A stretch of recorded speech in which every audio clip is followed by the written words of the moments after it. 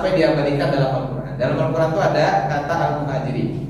Di surat Al-Hasyr itu dikatakan lil fuqara'il muhajirin alladzina lil fuqara'il muhajirina alladzina ukhriju min diyarihim wa amwalihim yabtaguna fadlan minallahi wa ridwanan wa yansurunallaha wa rasulahu ulaika humus shadiqun.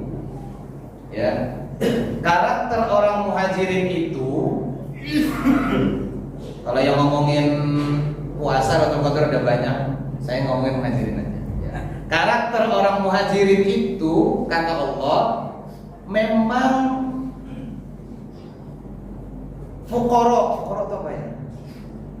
Miskin, kekurangan, ya. Fakir. Kenapa fakir? Karena memang nggak di kampungnya.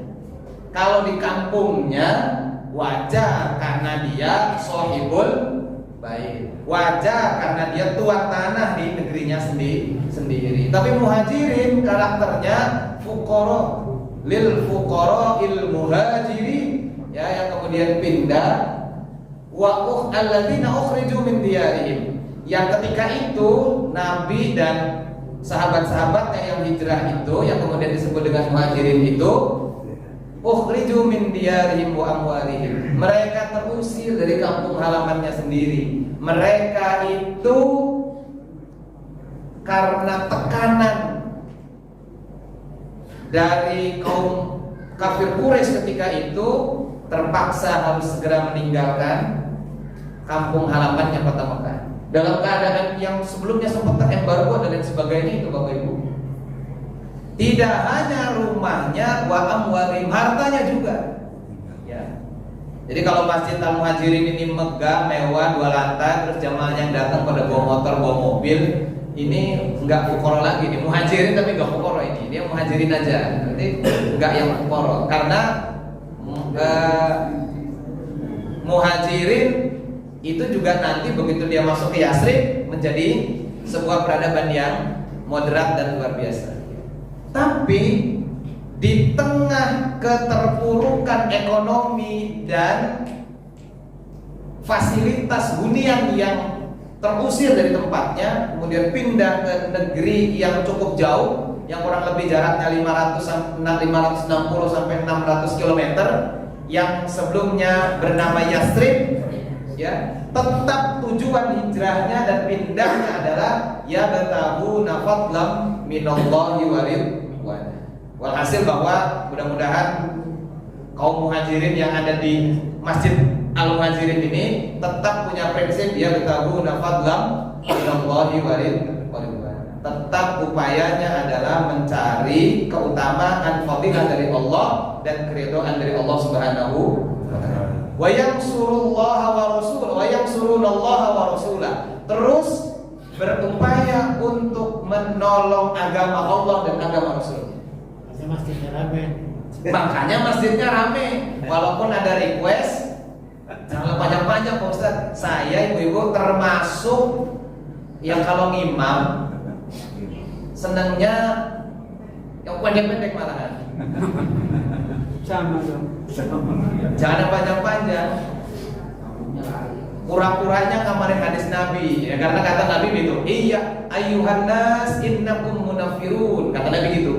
Nabi itu Nabi itu justru mengkritik imam yang kalau sholat bacaannya panjang, malah merekomendasikan imam itu bacanya jawabannya panjang.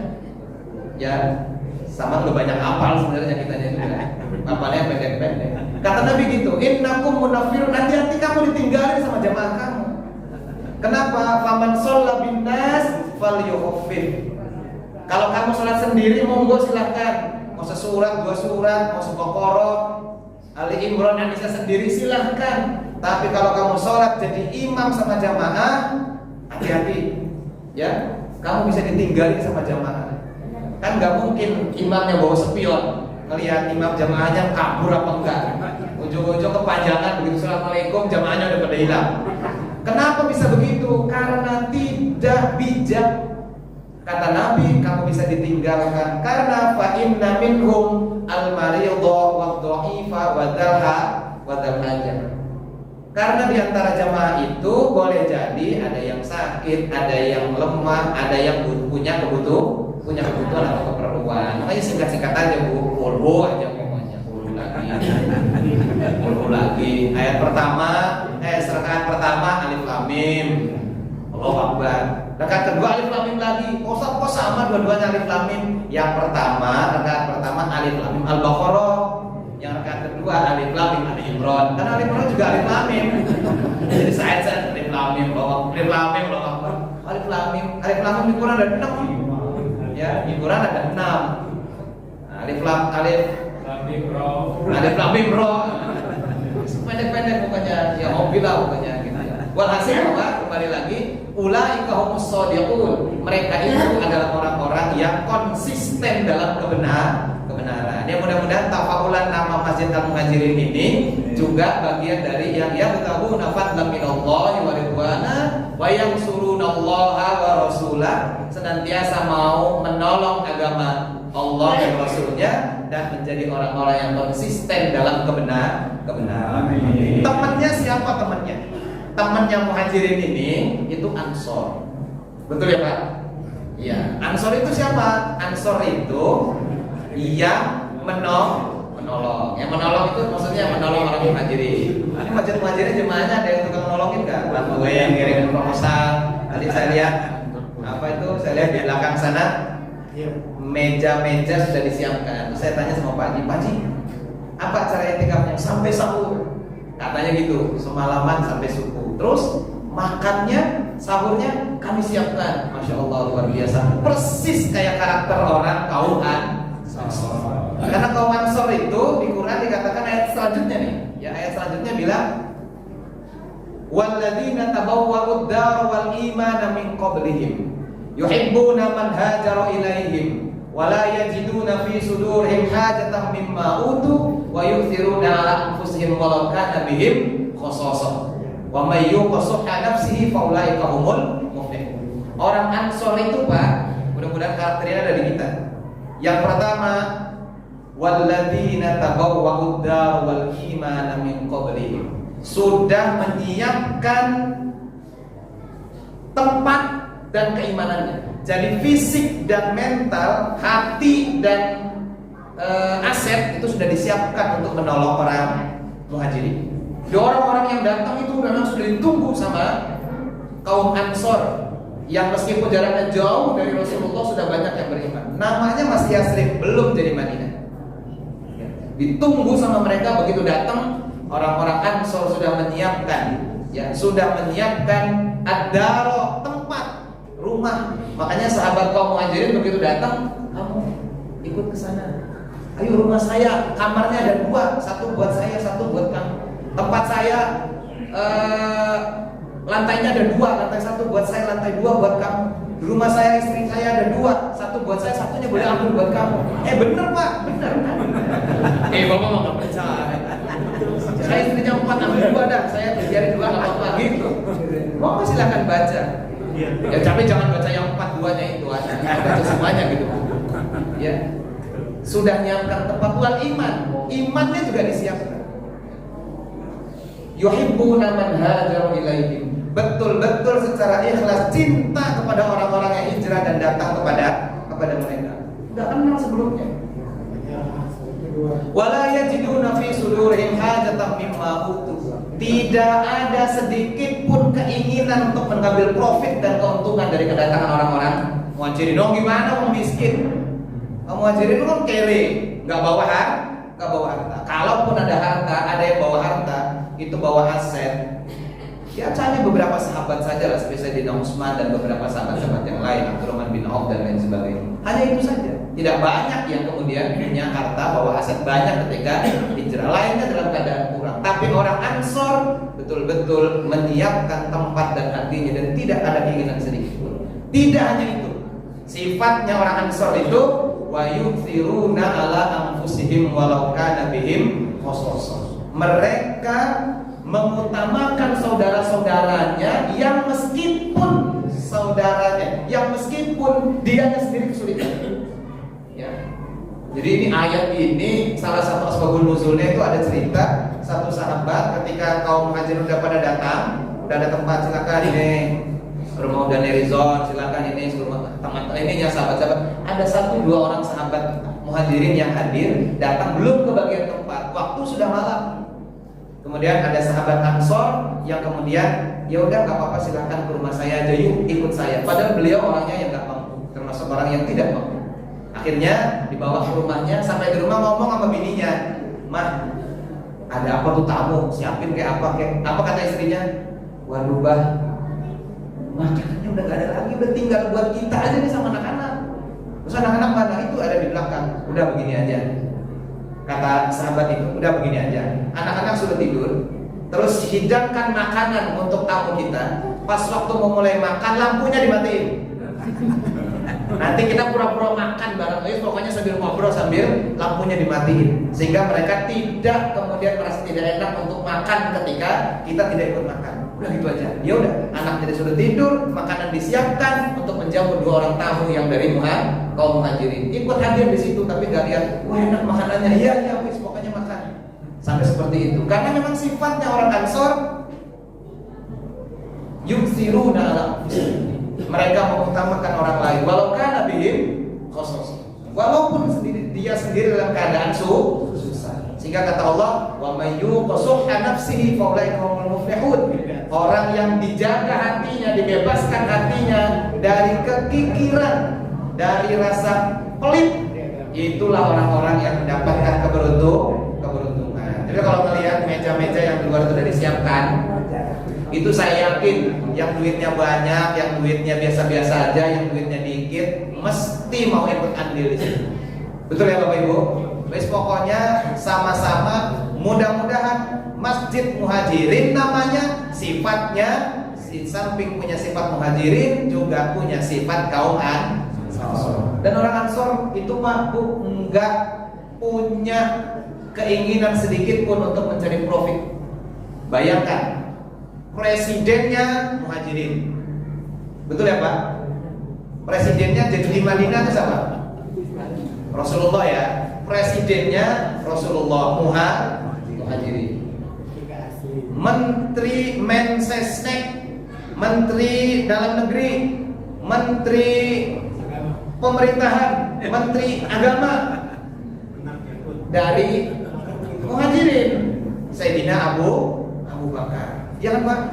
Iya. Menhankam, Menteri Pertahanan, Menteri Keamanan, Sayyidina Umar. Dia termasuk Jenderal Kapolri, dia semua itu.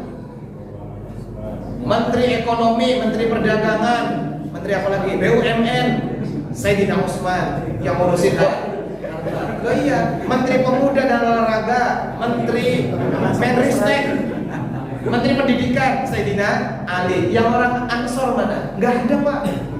Ya, memang betul-betul beliau itu saudara-saudara betul-betul mengutamakan saudara-saudaranya. Karena memang tujuannya adalah sudah menyiapkan hati dan tempat untuk menolong agama Allah. Itu menjadi spirit, mudah-mudahan tafaulan Masjid Al-Muhajirin ini menjadi sebab Allah turunkan spirit dari nilai-nilai yang dibawa oleh kaum muhajirin dalamnya ketahuan fadlan minallahi wa ridwana wa yansuruna Allaha wa rasulah, serta hatinya seperti hati para kaum Ansor yang selalu mau berbagi, selalu mau mengikhlaskan apa yang sudah dilakukan. Itu ya sekelumit yang bisa saya sampaikan pada kesempatan kali ini. Ya 10 menit. Saya rasa memang waktu yang tidak cukup, dan saya memang tidak pandai untuk menjelaskan agamanya dalam waktu 10 menit. Sehingga kalau bapak-bapak kadang-kadang suruh saya untuk 6 menit, ya kalau sejam masih ada lah. Itu juga saya tidak mau ngalor ngidul kemana-mana, merujuk kepada literatur tertentu, sehingga kalau pas habis bacaannya ya udah habis gitu aja. Tapi kalau mau menjelaskan kemana-mana justru tidak pandai dan cakap untuk melakukan itu. Walhasil bahwa saya sekali lagi ingin menyampaikan bahwa di hari yang Kalau hijriahnya ini sudah masuk hari Sabtu, kalau harinya kan Jumat. Kalau harinya ya hari Jumat di bulan Ramadan di waktu yang terbaik pula. Jadi bapak-bapak dan ibu-ibu, keberadaan bapak-bapak ibu-ibu hari ini itu kata Sayyidina Abbas berada dalam posisi waktu dan tempat yang terbaik semuanya.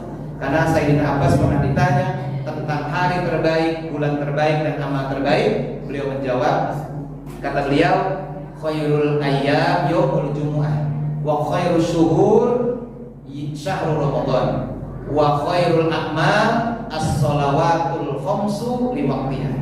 Semuanya kan Bapak, harinya hari Jumat, bulannya bulan Ramadan, momentumnya sholat fardu, sholat isya.